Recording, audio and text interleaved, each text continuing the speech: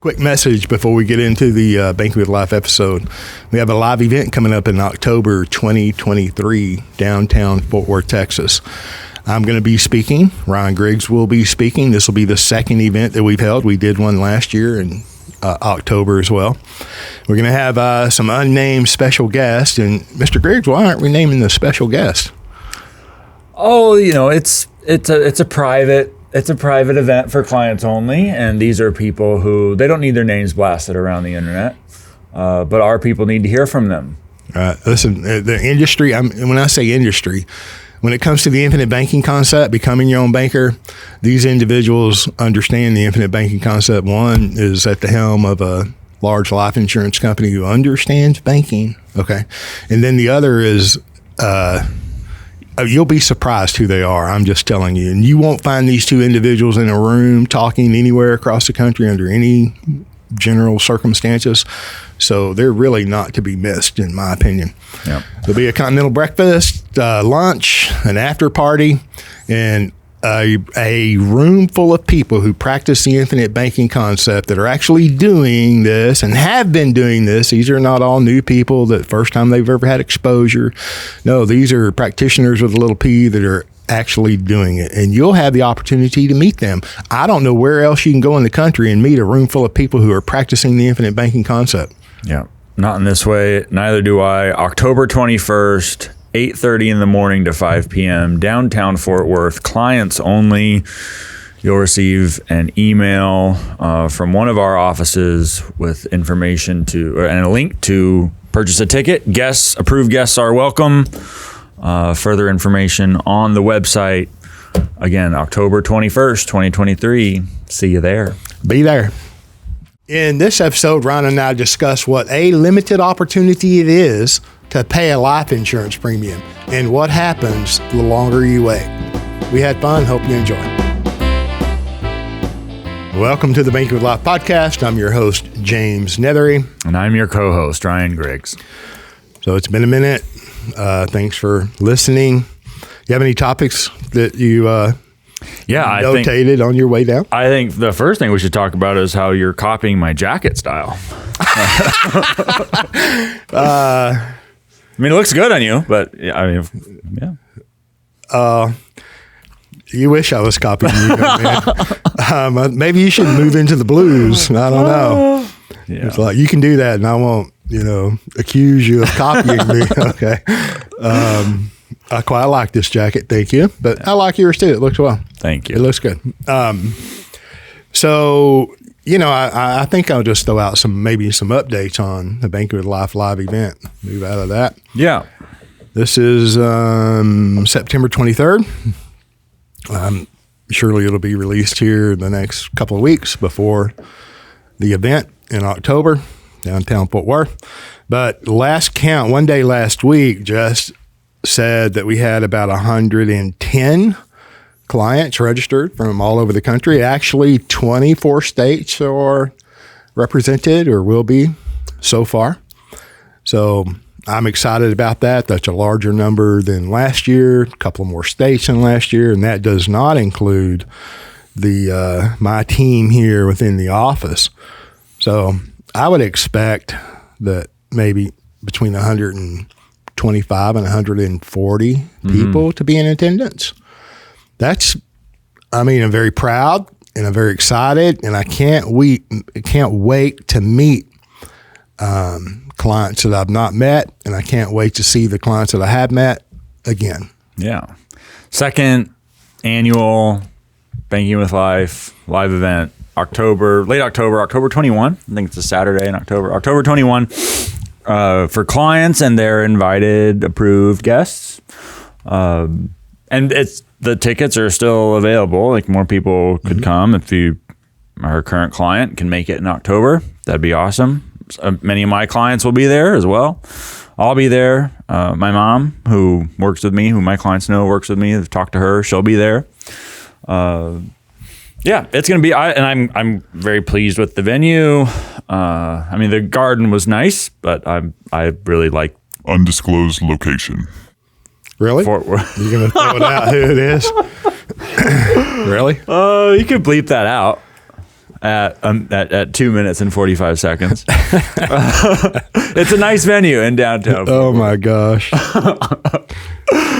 I'm just And excited. look, I want to say that I'm not trying to withhold anything at all. Just don't want randos Yeah. showing up. Yeah. And as a matter of fact, the client-only event is a client-only event. We're giving things to our clients or making things available to our clients that are not available to other people. I feel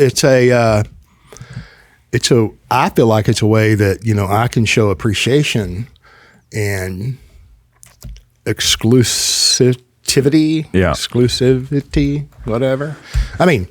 Well, and it's a good opportunity to go a lot deeper too. Like it's a big challenge because we're both going to be speaking, and when you talk to a general or wide audience, maybe some people who are doing IBC, some people who aren't, some who are agents, some who are just members of the public. There's, that's a certain kind of audience. But then for our specific people who have gone through your process, people who have gone through my process, we know that they've already built up a certain foundation and a certain style of thinking about what IBC is, about what policy design implies, and how one would interact with the policy. So we can assume a lot. All right, at least the way I look at it when I think about what I'm going to talk on, I can assume a lot. Sure. That's not that we can't otherwise, and then to go a lot deeper. And I hope it'll be, on the one hand, that's good because you can assume a lot and you don't have to cover some of the essential foundation. On the other hand, it's a challenge, and how deep do you want to go? And maybe it's a personal conflict for me. It's like, I don't want things to seem irrelevant or too abstract or what have you. But because one thing I wanted to talk about today, just on the show in general, is this recurring idea, and I get it from current clients, people who have been clients for a while. I get it from people who are just agents online, people who see me online who aren't clients or not. It comes from all directions. Is this, how do I use my policy? And we've mentioned it. It's the other thing I worry about sometimes is repeating myself, but the same thing comes up over and over. How do I use, okay, we're doing this. I'm paying a premium, building cash value. How do I use it? Mm-hmm. What do I go do? We've talked about that so many times, and other people have too. I'm sure, I hope. And I have very granular opinions on that. What do you tell people? I said, okay, Jane, I'm doing this. I got cash value. What do I? Yeah, and let me say that speaking to that, and this is one thing I really like about. I don't believe that great minds think alike. I believe that great minds think independently, and it happens generally at the think tank that occurs in February. Has historically been in Birmingham, Alabama. I've been going since maybe 2005 or 6. And it has happened at least, I don't know how many times we've spoken on the same platform or within the same proximity. Maybe you're speaking somewhere, maybe I'm speaking somewhere else, but we have spoke on the same platform many times. And the consistency, unplanned consistency of topics. And I really, it was reaffirmed one more time. I've seen that. I've enjoyed it. I was surprised, intrigued when I first became aware of it, even through our conversations, because it is, you don't want to be too simplistic. You don't want to be overly complicated, and you want to legitimately bring value. And I mean that in a non-marketing way, sincerely help people through sharing of experience and ideas, right? So it is a challenge to put together a talk that you feel good about, and we've talked about this too. I genuinely, and you as well, but I don't want to speak for you. I say what I want to say, and I say what I think needs to be heard. Okay, and then kind of going back, I think the title of my talk is, and I know what I'm going to talk about. I'm just rounding out the finer details, and it'll be legitimate. But I think the talk is going to be somewhere around along the lines of looking for the magic in IBC. And it's speaking directly to that, because I've heard many times, because I've said it many times, so I've heard it repeated back to me. Well, just beyond the pay premium. Okay, and then what do I do? And so I believe that there's a fine, hard, apparent element of FOMO, fear of missing out. I don't know what to do. That's probably the best position that you can be in, and I don't care what decision that you're facing is. I don't care what that decision that you got to make is. Not knowing is a pretty dang good place to start from. Okay. And then I want to back up and say, listen, don't, not trying to admonish. If we're going to become our own banker, if we're going to control the banking function, which we've all been historically conditioned to abdicate that responsibility, and that abdication is reaffirmed in all medias across typical quote-unquote financial planning. And we've talked about this, that the banking function is left out. So not only have you been, and me too, we have been conditioned to abdicate our responsibility.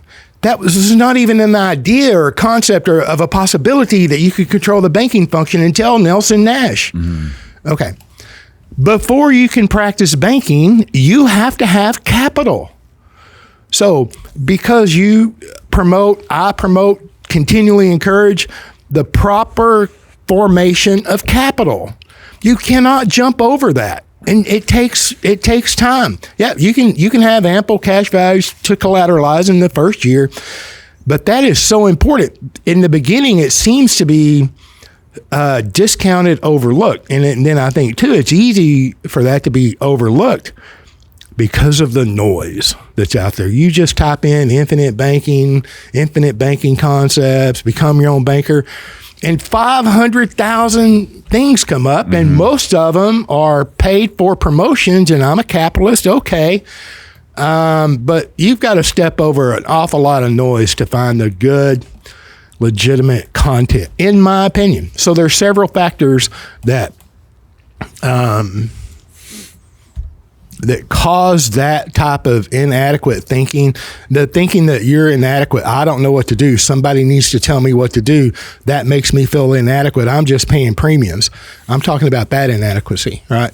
I think it's prevalent for those reasons.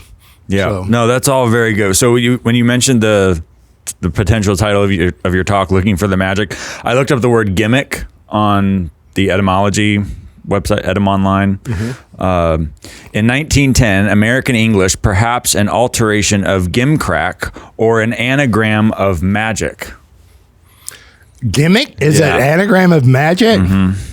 According to Edym Online.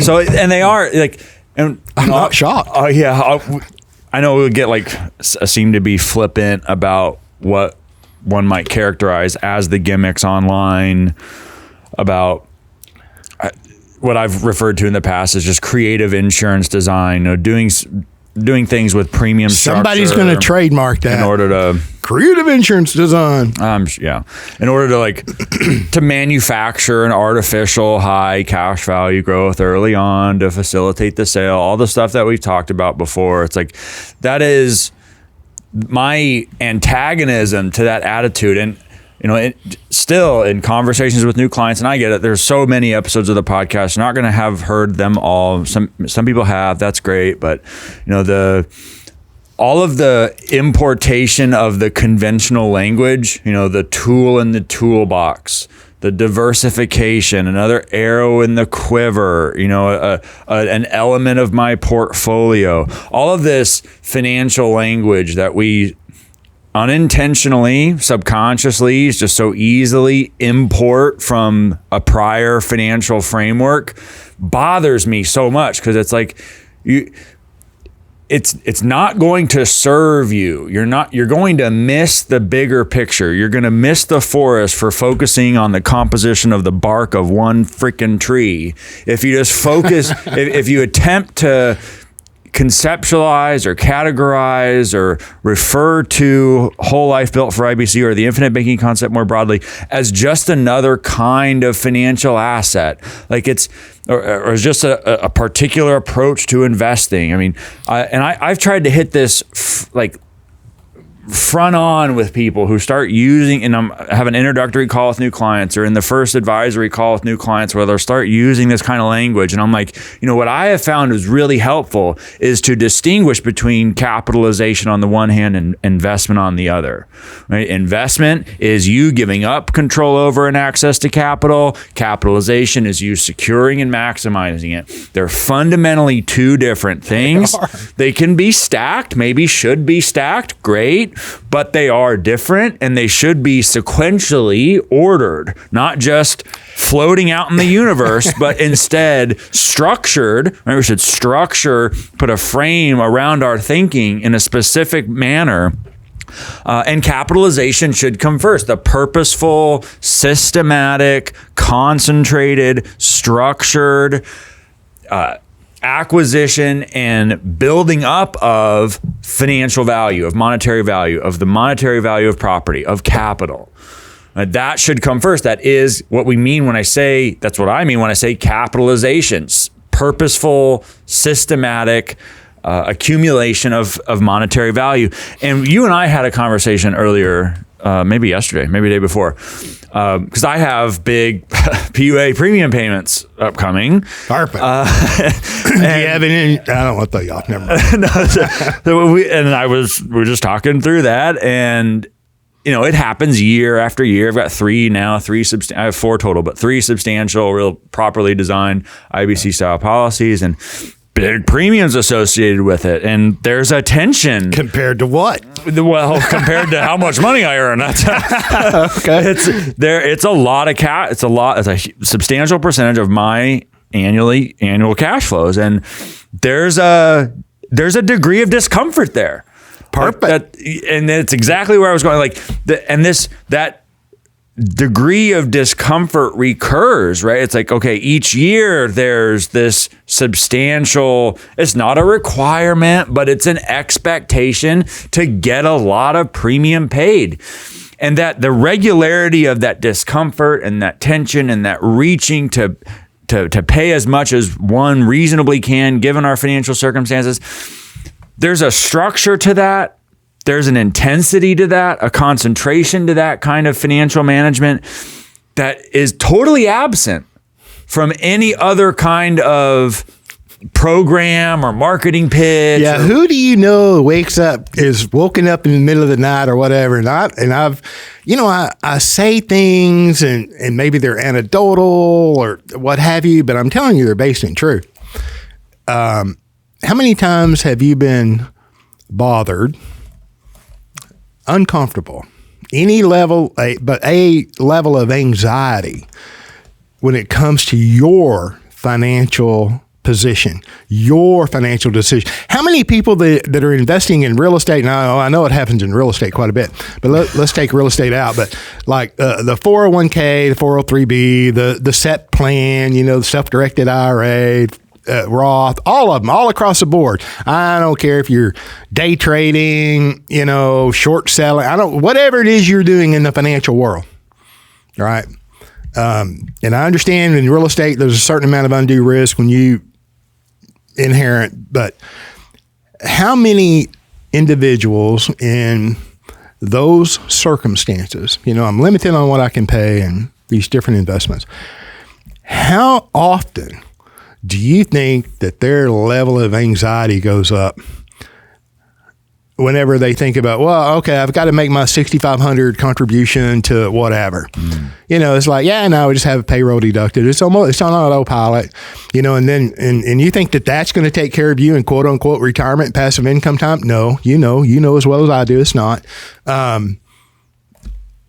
and my point here is if you're not paying substantial, if you understand the infinite banking concept, you've gone through the proper foundation, becoming your own banker, building your warehouse of wealth, how privatized banking really works, Nelson's 6.5 hour video series. I'm a little biased to, and I know it's dated and currently it's on plastic, the Banking with Live DVD, the Mechanics series, the over 125 hours that are at no cost on this channel. And I understand it's not all educational. There's a lot of nuance whenever we talk, but over 25 guests, unpaid, people that have been or started early, very early, potentially in practicing the infinite banking concept, them sharing their experience, their thinking, and there's no cost to any of that. I mean, so whenever you're exposed to it and you vet it properly, I think just with the material and the reference that I just laid out, you will be able to understand what the noise is. You'll be able to spot the noise, okay? Once you're at that level and you put your toes in and we all start too small, it's a matter of time before someone tells you no. You're overinsured, quote unquote, by, National Association of Insurance Commissioners limitations, or it's not suitable because you're paying too much in premium. Who's ever going to get a call from Wall Street and said, oh no, you're going to put too much money into this investment. The IRS is going to limit what you can put into investments. I get that. Do you understand what I'm saying? I mean, so this is where our conversation went the other day, is what you stressed to me after I was talking about these big upcoming premiums, and you mentioned the structure and the form. I mentioned my workout schedule to a friend yesterday, and he's like, "Oh wow, that says a lot of discipline." I'm like, "Let's not use the word discipline. Let's call it structure." Okay, it's discipline. I want to rebel against discipline, but structure. Okay, I can get my arms around that. Little order out of the chaos. That's great. But yeah, so what you mentioned after that was you'll only be able to buy life insurance for so long. Yep. And you've mentioned the maximum insurability standards. The industry's going to tell you what your human life value is, right? How valuable your life is. Death benefit to them is indemnification for loss. Your beneficiaries are supposed to be benefiting from your future income. A rough approximation of the present value of your future income is most people's maximum insurability, right? Or their net worth. Net worth typically isn't higher, but it can be. Anyway, there's a limit. And as I was stressing to a client just yesterday, you're going to hit a peak. There's going to be a maximum insurability at some point, a peak maximum insurability that you'll have at some point where your annual income multiplied by what we call an income factor, right? Rough approximation of the number of years over which you may continue to be working. That product, annual income times an income factor, will reach a maximum number at some point. And if you consistently practice the infinite banking concept, you abide by or fight against Parkinson's law, you continue to expand your system, you pay more premium as income goes up, maybe even a greater percentage of income as income goes up. Then you're going to get to a point where the total amount of death benefit you've already got on policies you already own exceeds whatever your maximum insurance level is. That will happen. It's happened to some of my clients already. And so it's a fact that you're going to reach the limit. And then, okay, we can insure other people. The internet and these marketing people make it seem so easy. Let me just swap out my name with somebody else's name and I'll just insure somebody else.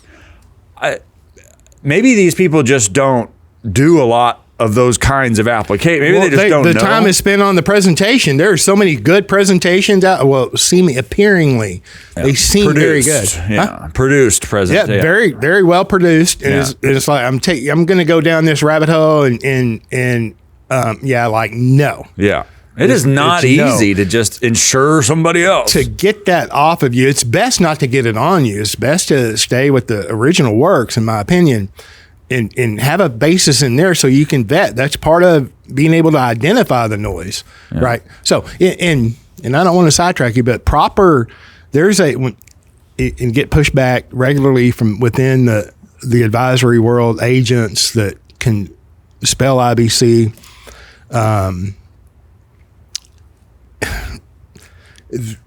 I want to go back to the like you get all kinds of stuff out there that is not clear on insurability, that is not clear on insurable interest. It makes a great presentation if you don't understand some basic fundamentals. If you're not able to identify the noise. I mean, they're very charismatic. It's produced very well. It sounds, plausible, but practically not necessarily so. And then the outcome of some of these things, and I'm being positive, right, that it's not going to serve you, the policy owner, well. They may get paid, the insurance company, everybody gets paid. 2 out of 3 ain't bad. Y'all have heard that many times.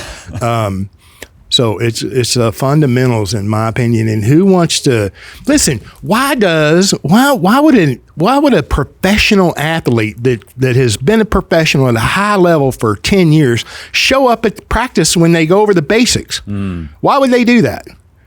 And so I've been accused of, well, you're just talking about paying premium, or you're so fundamental. Let me see the catchy stuff. I've done my share of those, trying to convey the power of the infinite banking concept.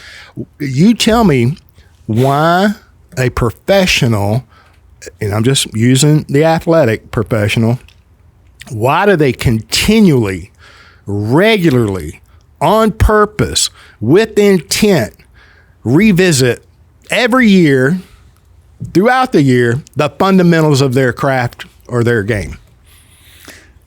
I have on my website, for my contact form, when someone gets in touch with me, I have a question on here. I was navigating to it, and it's kind of it's not a trick, but it's a little bit of a ploy. You got a click funnel on there? It says, what are you saying? No. I ask, how would you characterize your understanding of the IBC? Oh, you asked this on your Get in Touch. Oh, perfect. So here's the 4 options. I haven't started my research yet. Number 1. Fair.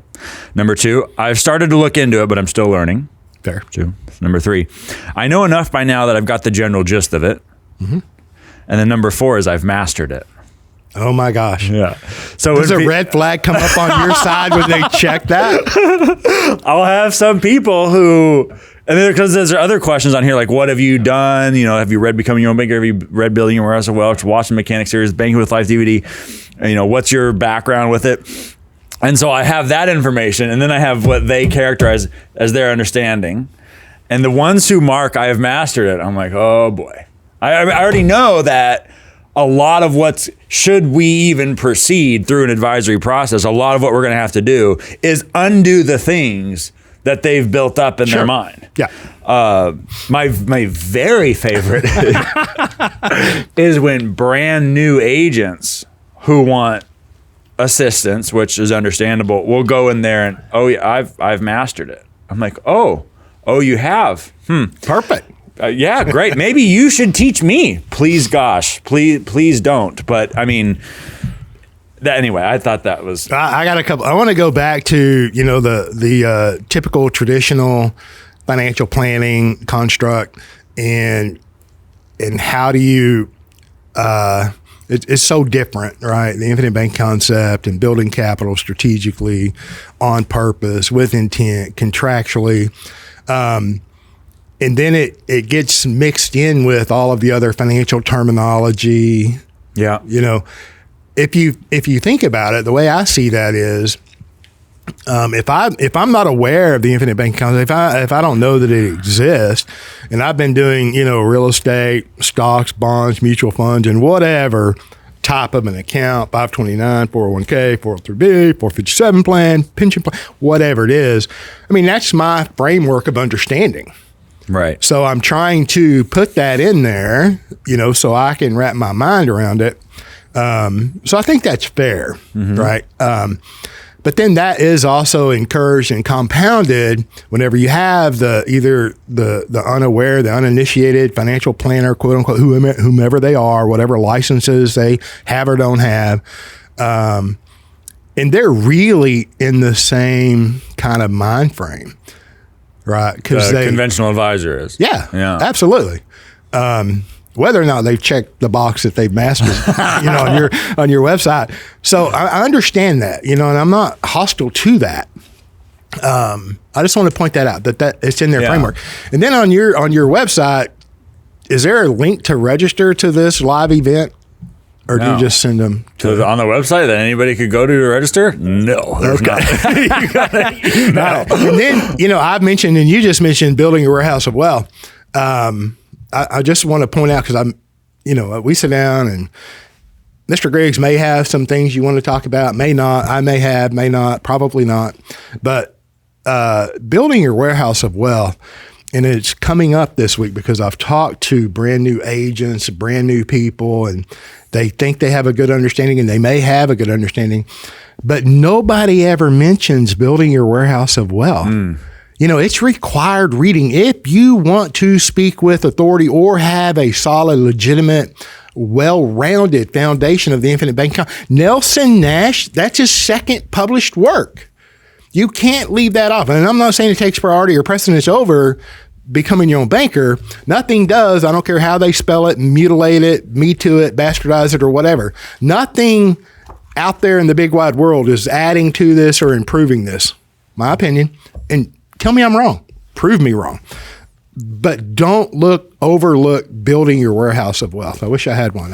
There's really great, just a couple of the things that I really like in building your warehouse of wealth. The story he tells about buying the 100 acres of farmland from his pilot friend, wonderful example of capital attracting opportunity. Going back to what we were talking about earlier, when someone asks me, what do I do with, I just had this call a few days ago with the current client, several policies, family members have policies, and my couple things in here. I think the conventional financial framework is just empty marketing. I don't think there's substance to it.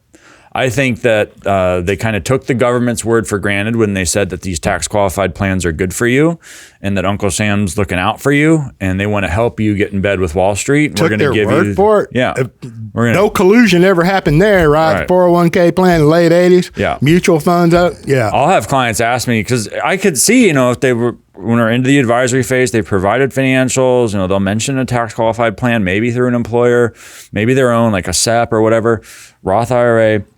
And eventually we get to a point, especially once we actually see on an illustration review what's going to happen to a policy over time. And, they'll just ask kind of gently, what do you think about, continuing to contribute, or maybe reducing contributions or stopping contributions, or maybe even liquidating. And my answer always is a preface. I'm not an investment advisor, so I can't give investment advice. I'll tell you what I think. There is still a First Amendment in this country. Like, I can still have opinions, like that, the demagoguery in finance, like, oh, you can't give investment advice. Well, I have thoughts, and I can read and think. So and I do have an economic background. And so I'll tell you what I think economically. Like, I think the idea that the government's out there to help you and that you're going to participate in a tax qualified plan and that's in your favor, I think that's kind of silly on its face. Nor does it have anything to do with banking. So every dollar that gets routed to a tax qualified plan is a dollar that's not going to premium, which maybe you want to do that, but it's fundamentally different. And then I love this one. We talked about this before, the idea that, it's free money. I'm going to get free money from my, because everyone's out to give you free money through a government plan. Okay, free money. What's money? The general medium of exchange. You can use it to buy stuff. Okay, well, you got a nice 10% penalty paywall plus income taxes between you and age 59 and a half. You're not using that money to buy anything. So it's not money in the economic sense of a general medium of exchange, nor is it free, because to get to it, you got to pay fees and taxes. So in what sense is it free money? Oh, you're going to see a number on a screen that's bigger than it was before some contribution. Look, tax qualified plans are marketed to employers. You, the employee, are not the customer. You're included because the IRS has rules that require the employer to involve a certain number of people. And the most preferable tax qualified plans to the employer are the ones with the least amount of restrictions for how many people they have to include. Like, it's not like they're doing you a favor. And by the way, when we go to these insurance agent of life, financial people events with these home office companies, which I am so over. You're sitting in a room with a bunch of tax paper shufflers. They're pushing pension plans. That's all that. They're not pensions. Right, pension has you'd think defined benefit. It's not, right? They're defined contribution type plans. Some nowadays are more like a defined benefit, but anyway. There's both that still exist. But they're all tax qualified plan pushers. They're telling employers, their clients, that you should create a tax liability of an unknown magnitude in the future. Like in the medical field, the Hippocratic Oath, which I understand only a small percentage of medical professionals still follow, but the rule is first do no harm. Okay, in the financial world, how is it you at least the burden is on the conventional people, on them to explain to me how creating a liability, a tax liability in the future of an unknown magnitude at timing that the government gets to decide, how is that not doing harm? Like, explain that to me. GriggsCapitalStrategy.com if you want to explain that to me. Yeah. You fill out that little form of it. But so I don't, the whole conventional setup to say that there's a framework or like a planning approach. No, there's not. It's a marketing structure that takes government words for granted, that gets laundered through a corporate HR legal department so that we can then sell product to facilitate the sale of product to people. And okay, so then someone asked, going back to the client conversation, they're going to ask me, what do I think? Well, am I going to lay all that on them right then? You know, it's like so people take different approaches. Some will phase out, some will moderate their contributions, but this is so emblematic of like what I see. And I was thinking on the drive up here, if I were to look through the different financial forms, financial data collection that I've taken over the last 6 years almost now, you know, it's always this scattershot, piecemeal, unstructured, sort of non-deliberate kind of approach, right? We got a little bit of this, got a little bit of that. Oh, this sounded interesting, so I bought a little bit of that. Or there was this interesting person who pushed this certain kind of unconventional alternative asset. I bought some of that. Oh, I got a trust, right? Because now lawyers are financial advisors too, right? What could go wrong? So I got, you know, a little special legal entity over here, and I'm doing all these things. I'm so active, and activity is good because it's better than being passive. It's just, to me, it looks like complete scattershot, right? And it's a little, I mean, literally, if you backed up and really looked across the landscape, it's a little psychotic. Yeah. No, kind of technically. Is. Yeah. Yeah. Whether it's on purpose or not, whether, you know, it's known or not known, I'm just, you back up. And, you know, I learned that early on in my career that most people, whether they paid for a plan or they think they have a plan, they may have great ideas and thoughts in their mind. And there's some activity, you know, buying life insurance from my brother-in-law because everybody's been a licensed agent. And so they move jobs, they have a 401k or whatever over there, over here, over there. Then their spouse has one over here, one over there. And I mean, I've done retirement planning a long time. And part of it, I mean, a legitimate part of retirement planning is understanding the incongruency of what they've done. And it's every time, but different, right? And so, you know, you've got your head down, you're working, you're putting up money, whether you're buying real estate, whatever it is you're doing, I mean, you're doing something, right? And you have worked or working with so many different people, and everybody has their opinion, right? Including me, yep. And their experience, including me. But it's all just different, inconsistent. It's all of their capital. It's all of their accounts. And there's quite often no consistency.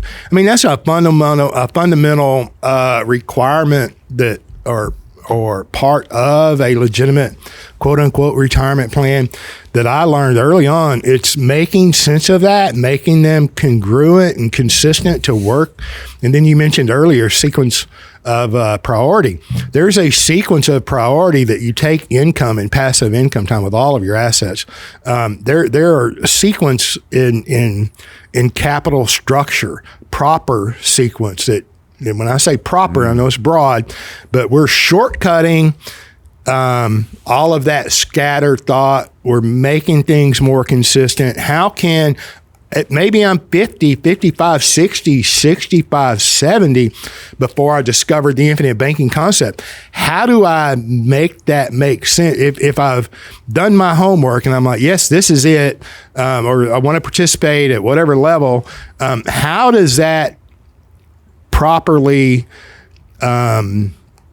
get integrated into your whole financial portfolio, or all of these things that you've done?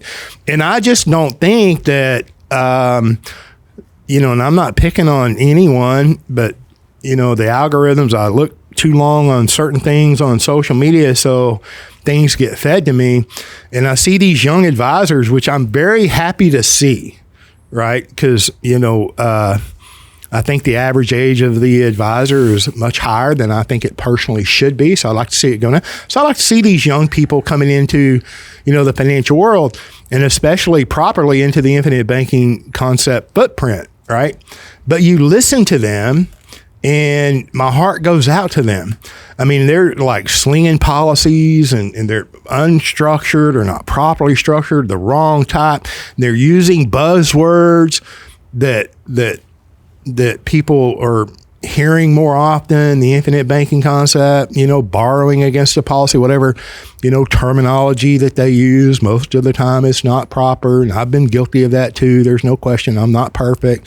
And then my heart, is just a little hurt, I'm a little saddened. Yep. I like to see the young people coming in, doing things, and then they go off on whatever they're excited about.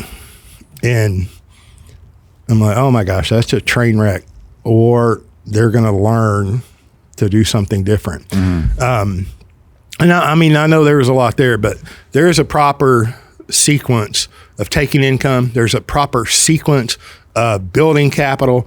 And when you understand the infinite banking concept and you're working with a competent agent or advisor, and I know that's broad too, someone who understands Nelson's work, understands the infinite banking concept, has a broad base, fundamental knowledge of the investment world, whether you're licensed as an investment advisor or not, so you can properly meet someone where they're at and at whatever level of understanding or cash flow ability, meeting them where they're at and laying a proper foundation.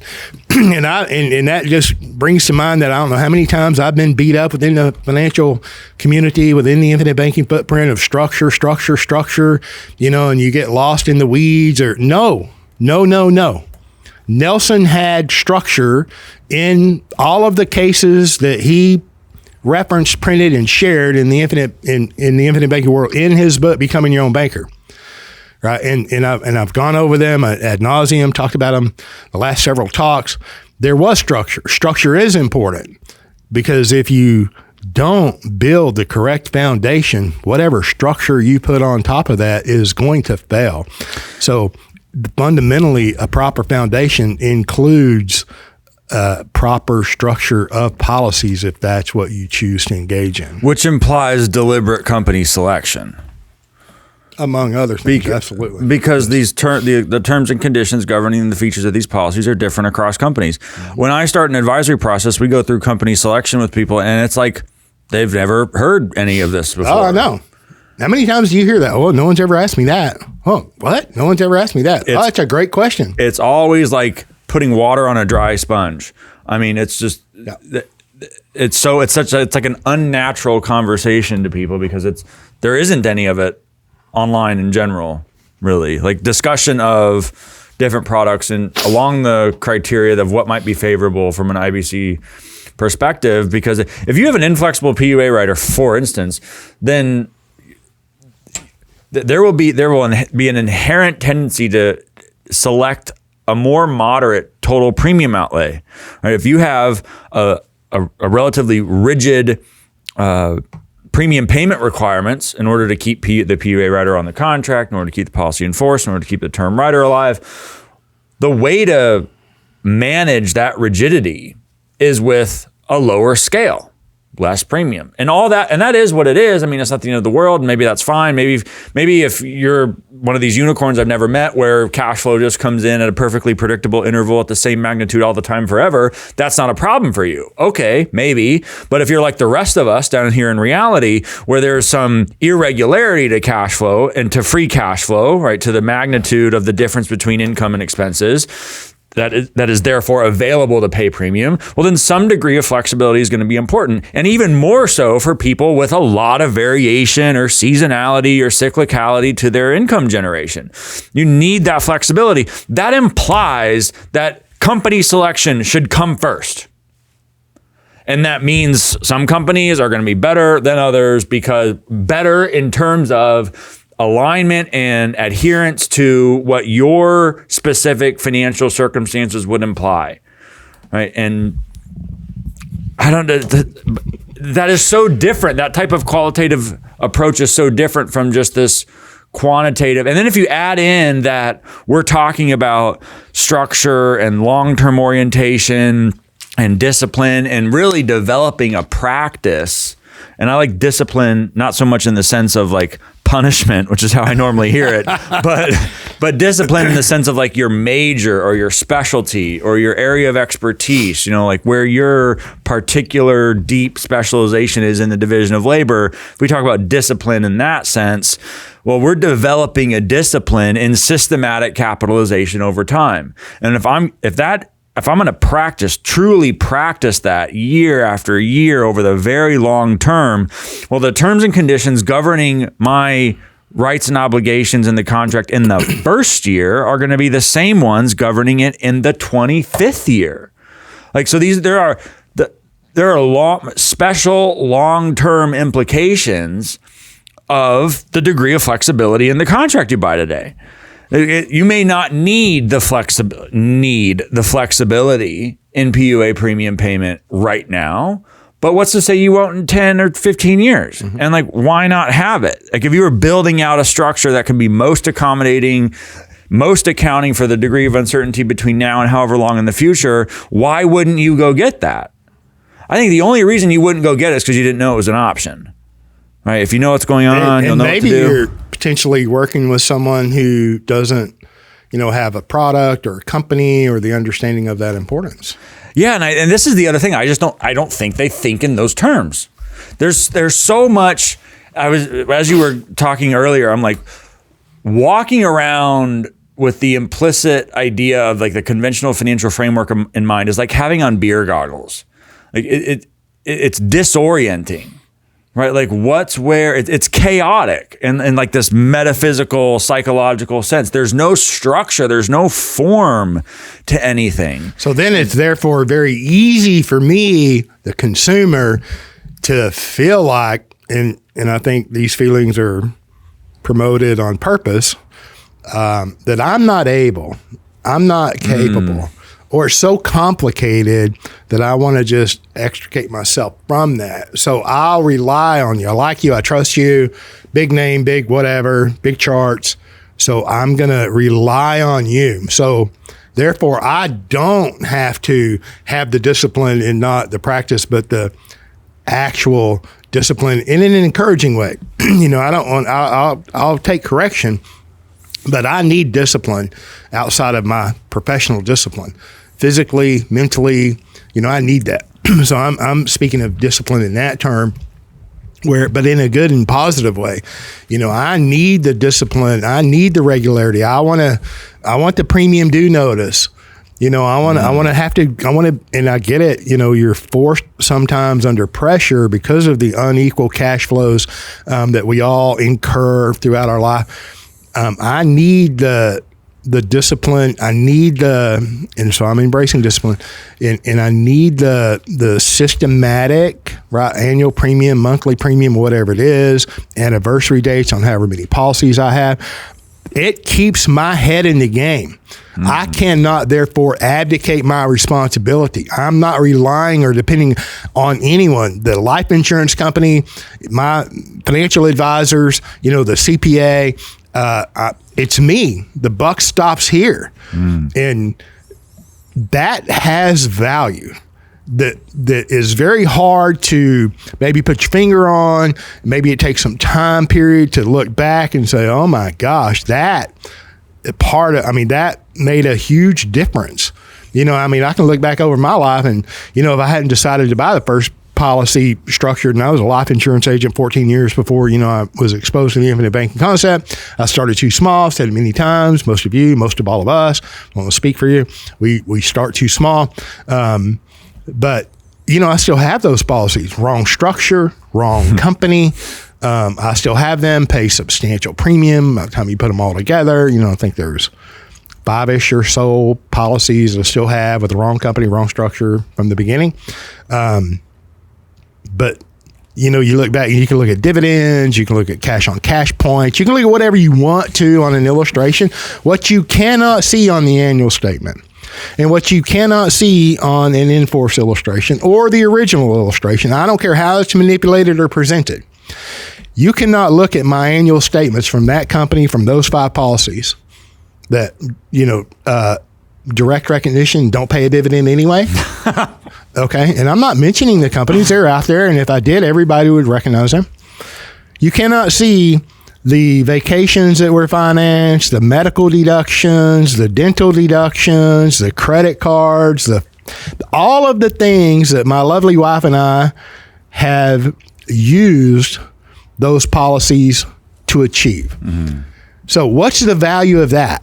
The real estate that was purchased or remodeled or whatever was done, and there was a lot done and continues to be done. So do I really care about what I cannot control? I didn't know that it wasn't the best company or the preferred company or there were better opportunities. I didn't know. Mm-hmm. So when I learned, do something better, right? Okay, can't control the dividend, even though they're very profitable on my part because I repay my loans, right? And I pay my premiums as illustrated regularly with flexibility. But I'm a pretty good policyholder. I'm very profitable for the company.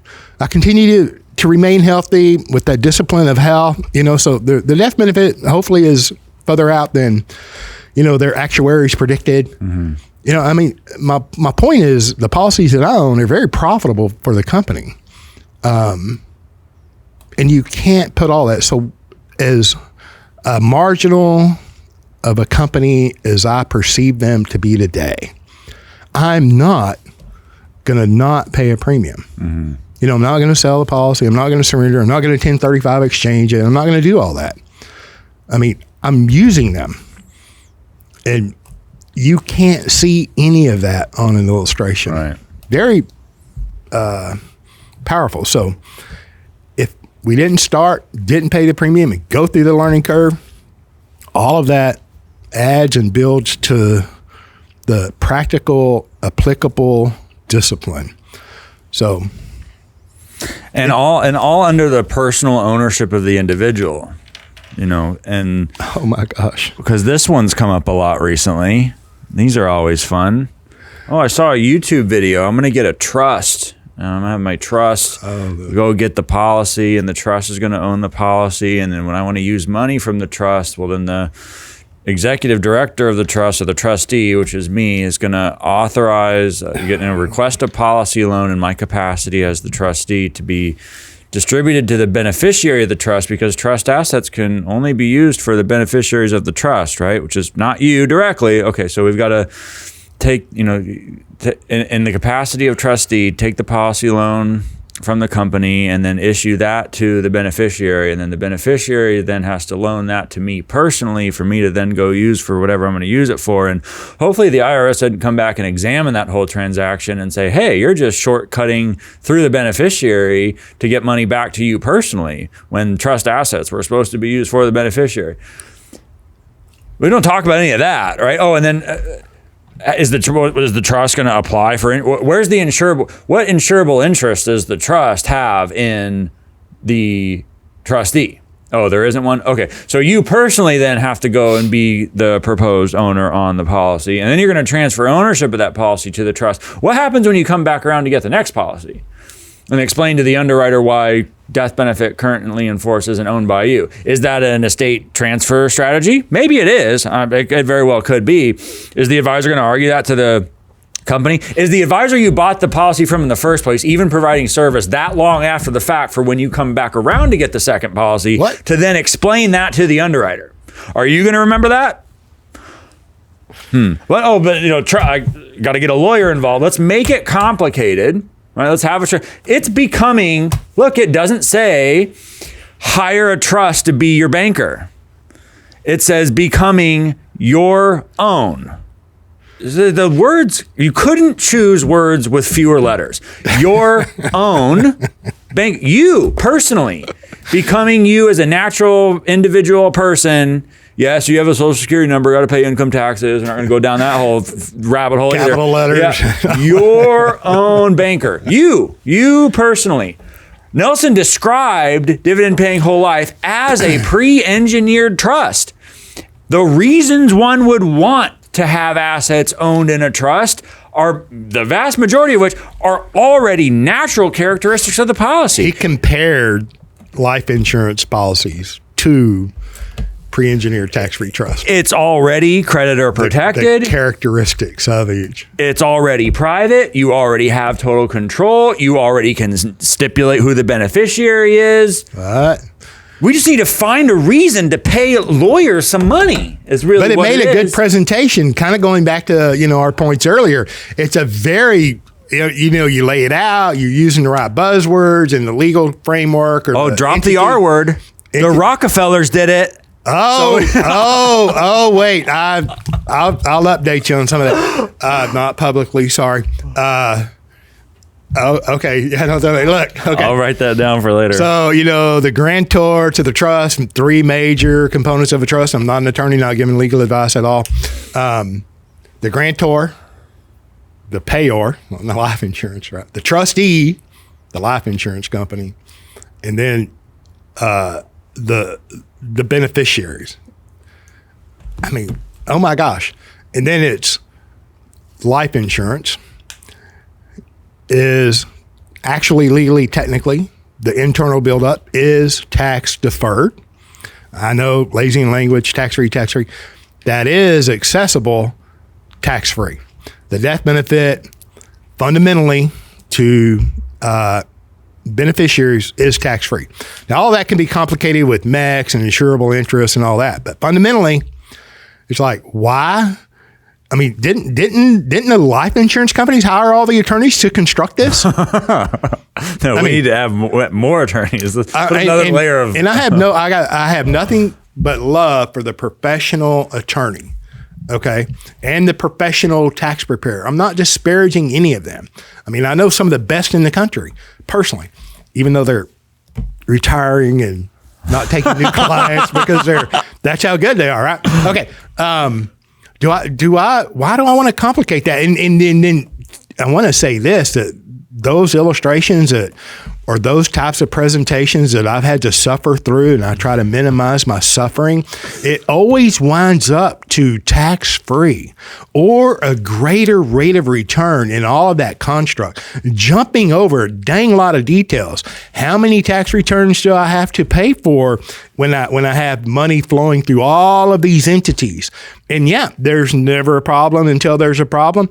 You can, and I granted it is very simple. I think simplicity is a virtue. There's never a problem until there's a problem. Do you think the IRS is going to overlook you forever? And maybe so.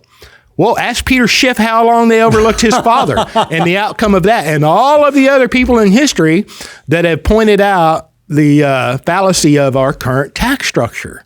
But it is what it is.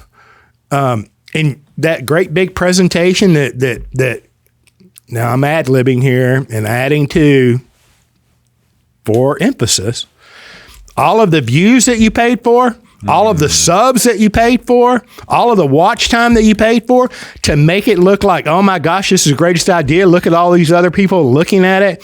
And then it's a fabulous presentation. All of the little details that are jumped over.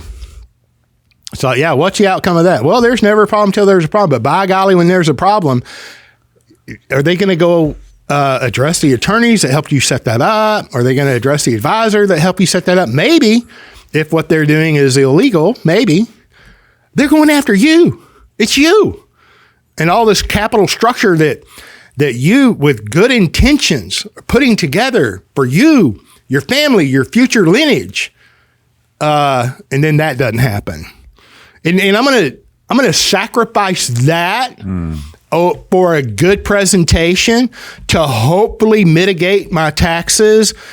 And of course, I want to mitigate taxes, but in an unvetted, I don't care if they have a private letter ruling. It doesn't apply to you unless you have it, right?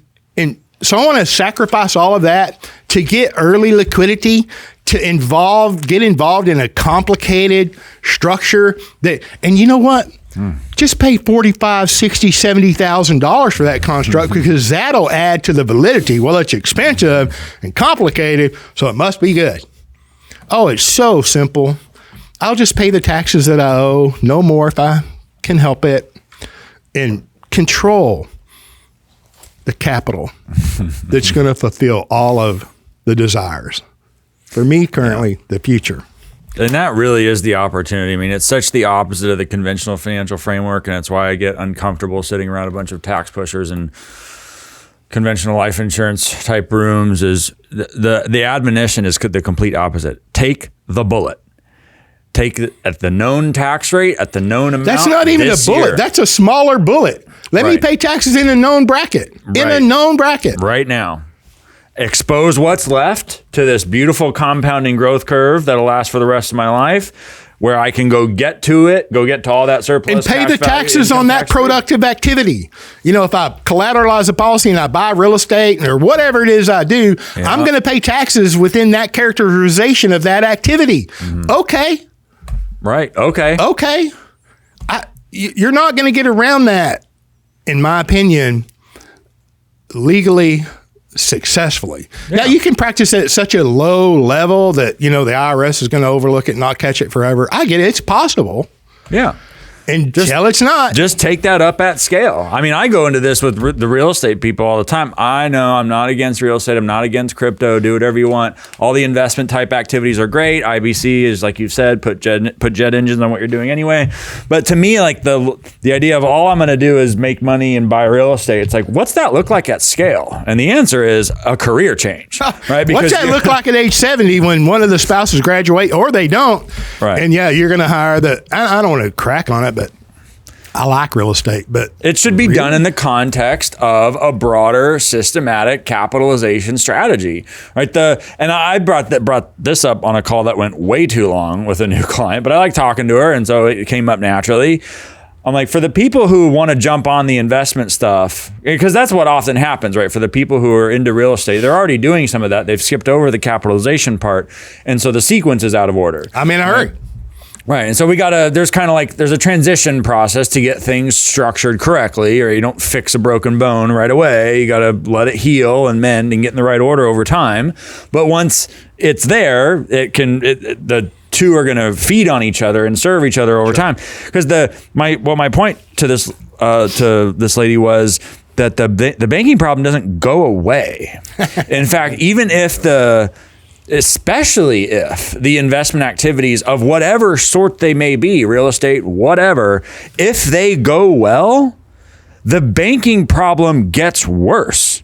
Like the need to channel that much greater volume of cash flow to assets you own is now a much greater problem. So like to say, and then another way this gets tied in is with inflation. Dollar denominated assets, inflation's eating with the value of the dollar. I don't want to leave my You still deal with that? Every week, without exception. I don't want the value, we can't leave the money under the mattress, so I'm going to go buy assets. And I'm like, okay, again, going back to this idea of creating problems in the future, suppose all that goes well, you buy the assets, they're going to appreciate over time. What's the end game there? You're going to sell the asset, right? There's going to be a larger cash flow, more money, probably US dollars in the future. Where does that money go? Right? The problem right now is that the system doesn't exist to accept a high degree of your ongoing cash flow. What happens when you throw zeros on those cash flow figures? The problem is only bigger. And we've already mentioned that there are limits to how much insurance you can get. there's going to be maximum insurability problems. You're going to run out of insurability. You can only pay so much premium during your lifetime. And if you wait longer when your income factor is lower and your age is higher and factor goes down, and maybe you went, and bless your heart, you went and saw a doctor and you just wanted to get ahead of it. I get it. It wasn't really a problem. It was all preventative, right? And you did the one little procedure, just the whatever, they did the heart thing or the scope or whatever, just to be safe. And then the doctor said, yep, it was fine, no problem, but good job. We're going to bill insurance a lot for that, but thank you, right? And then, we're going to include in the note that, we're just to CYA, your primary care physician is going to refer you to a cardiologist, but or sleep study or whatever the MRI. next reference is, right? The next insurance billable, whatever that is. Yeah. So maybe you did that, but probably you didn't, right? So now we've got an unfulfilled referral to a specialist in your medical documentation, and you're 50 or you're 55 and you want 5 or 10 million in additional death benefit, and you bet that there's going to be a medical records request. Now you've got an unfulfilled specialist request. Well, why is that? Why you had this, you went and reported that there was some problem, and the medical professional told you what to go do about it, and you didn't do it. Well, why would a life insurance company then take a risk of all these millions of dollars on your life? I don't want to. All of this just gets more complicated the further you put it off. Yeah. You've mentioned the Jim Rohn quote, right? You're gonna pay one of two prices, right? Mm-hmm. The price of regret or the price of discipline. Period. Right. Well, you're gonna have one of two discomforts. You're either gonna have the discomfort of having to pay a premium every year, or you're gonna have a discomfort of realizing how undercapitalized you are. Not having the ability to pay a premium. Yeah, and which one do you want? And it's gotten to a point where with my 50s, 60s, older clients who are coming to the table the first time, where we've got to go through extra questions. Like, let's be honest, what are the medications? And what are all of the medical procedures? Oh, why do you take all those vitamins, James? Yeah. Because, I don't want to take the others that if I'm not healthy, I'll get prescribed. And I haven't recently been prescribed anything that I'm not taking. I'm just saying. Since this is being recorded, put it out in the big world. I had one recently. Guy appears healthy, does the running, does the swimming. Yeah, absolutely. Has the doctor visits. Triathlete. Yeah, all report. Has had super preferred issued in the last 5 years. Yeah, I'm in great health. Yeah. Well, according to that cardiovascular report that was done 2 years ago, you've got 20 and 30% stenosis in those arteries, sir. Yeah, and let me say, though, a couple of things here. Medical records, they're just lightning fast today after COVID. Right? Oh, my gosh. The company has a medical records company, all of the facilities, the physicians, organizations, and associations, the doctor's office, they all have theirs, and they all got to connect on, every third Friday or whatever it is. And then, I learned this early in my career.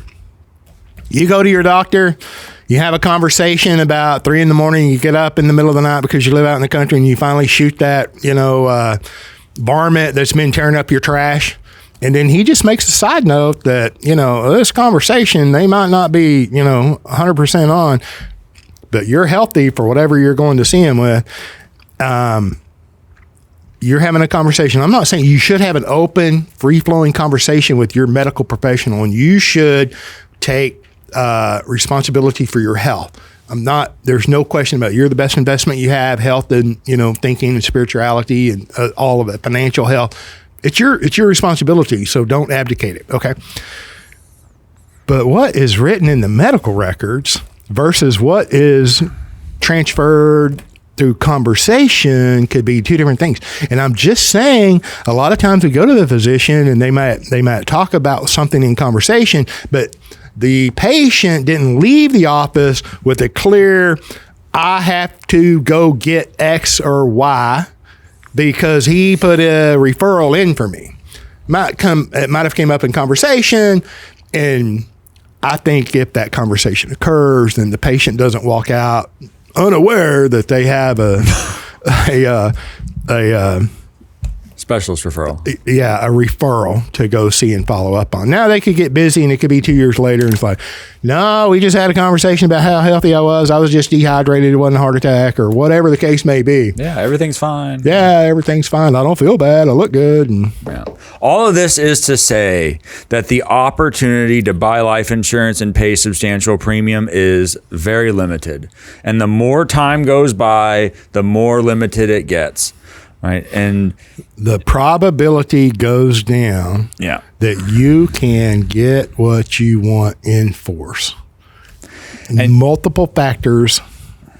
So couple that with the idea that you can only get so much money into a given policy in a given year. That limit is hard set. It's not going up after that policy is in force. Once it's in force, it's in stone. And by the way, use it or lose it. If you don't pay the PUA that you said you wanted the right to pay it, every company has a way to make sure that limit comes down to manage their risk. Wonder why. Yeah. Yeah. So you use it or lose it. It's limited to get. The longer you wait, the harder it is. And the banking problem never goes away. The bigger the cash flows in the future, the bigger the problem. You can't pay and you can't get the contractual authority to pay enough premium for the kind of financial circumstances you're going to have in the future should things go well. Right? If free cash flow goes up, if income rises, expenses go down, or a combination of the two, you're going to be underbuilt. You're not going to have the premium payment capacity that you thought you wanted. Now, you're going to take all of those long-term, theoretical, philosophical type perspectives, and then you're going to jam that right up against the need for liquidity very early on.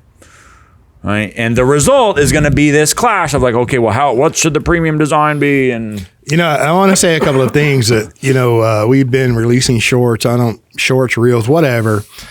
And I generally don't listen as our regular listeners know. I don't listen, but they're short. So I listened to one the other day, and adding to the complexity or the probability of getting insurance by waiting longer, getting these contracts in force, don't skip over the fact that by design, life insurance, just typically structured life insurance, no PUA other than the dividend. That basic fundamental with a mutual company that pays a dividend, that participates, that structure gets better over time. Every year that it's in existence, it gets better. Now, when you add the proper structure to an adequate PUA with all the limitations and the requirements that are fully understood by the policy owner, not only if you're postponing the time to actually take action because of whatever reason, you're also forfeiting that early beginning improvement. And so, and I'm so if I draw an exponential curve, I can wait in 4, 5, 10 years. I can wait forever and not do anything, right? I'm not getting around that loss of liquidity in the early years. I don't care how I fabricate the policy, and I call it artificial cash flow. It's real cash in the early years, but it's an artificial construct because of what it does for you in the future, which is not good. You could do so much better. I'm not getting around on the exponential curve in your mind. See an exponential curve? You're not getting around that loss of liquidity, the startup cost, capitalization phase. You're not getting around that. You're pushing that forward. So you're going to go through that now or later. And the sooner you go through it, all I'm saying is if it's true, and it is, if these policies become more efficient by their mere existence, what you're losing, you, your family, your future prodigy, is the top of that exponential curve. I know we're on camera, so I should go this way. You're cutting off the most efficient part of a policy by waiting. And I'm not encouraging you to run out and buy a policy. I'm encouraging you to run out and educate yourself. Okay, when you're ready to go to the next level, just vet the people that you work with. Call here, call there. I'm just telling you, you're not gaining anything by waiting. But you're also not, just want to reiterate, not encouraging you to run out and it's like, well, I better do this now, and I don't fully understand it, or, properly educate yourself and then Get to it. And then I want to go back to the qualified plans and, the pension, the defined benefit, the defined contribution. All of that is shifting the risk away from the institution to the consumer. When you go from defined benefit to defined contribution, there's no question.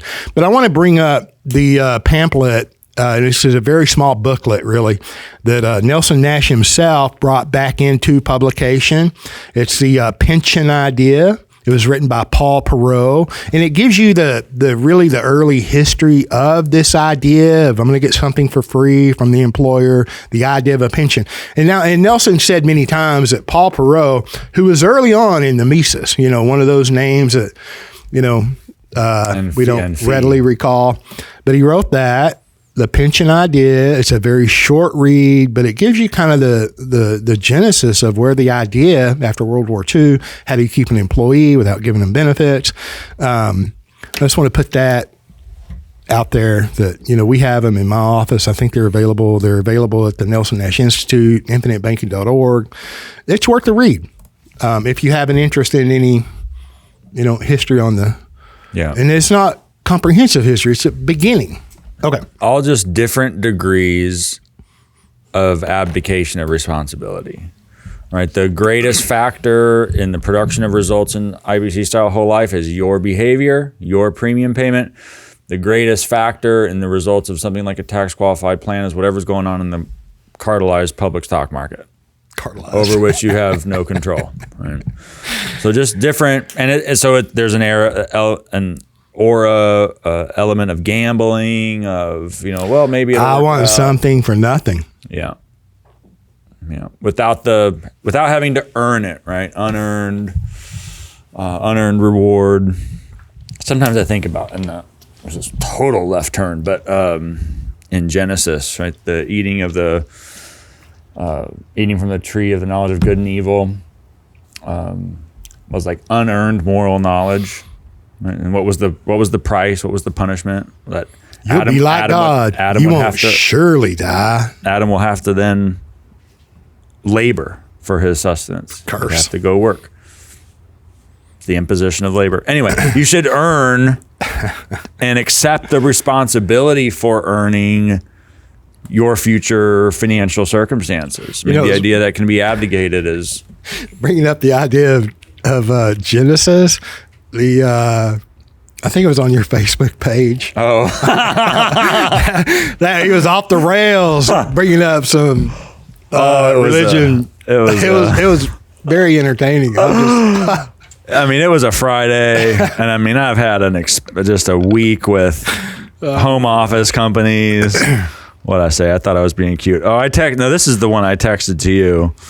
I had already seen it and liked it. I laughed at it. The devil tried 3 different times to tempt Jesus with worldly rewards. Having failed each time, the devil resigned to plan B. He'd agreed to get behind Jesus and let him proceed with saving mankind, but whispered to Jesus that he should deliver his grace and mercy through a life insurance company. Just delay it forever. Oh my gosh. What was the other one on? Thank God the battle is already won. Not even a life insurance company could delay Jesus' deliverance. Keep going. They'd give it a good try though. And then Julie commented, and I said, the new business department at these companies need to catch some of the Holy Ghost. Get some spirit in those bones. Faith without works is dead. God's grace is given freely. Just say yes.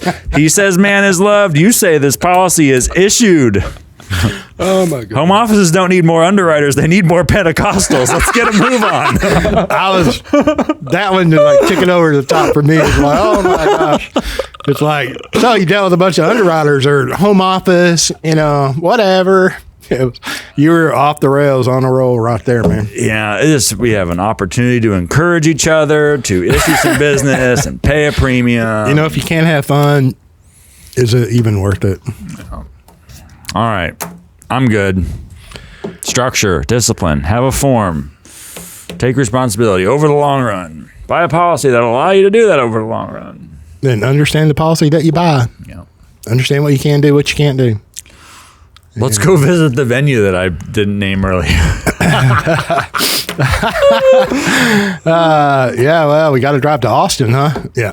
No, look, I had fun. This was, this is good. It's been a minute since we sat down. I'm appreciate you taking the opportunity to drive down here and make the time to, get caught up. Yeah, you're welcome. Have a great day. Y'all. Thanks for listening.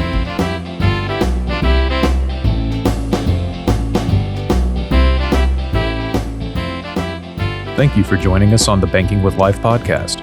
If you're watching on YouTube, make sure to like and subscribe and click on that little notification bell. Otherwise, join us on Apple Podcasts and Stitcher for weekly content.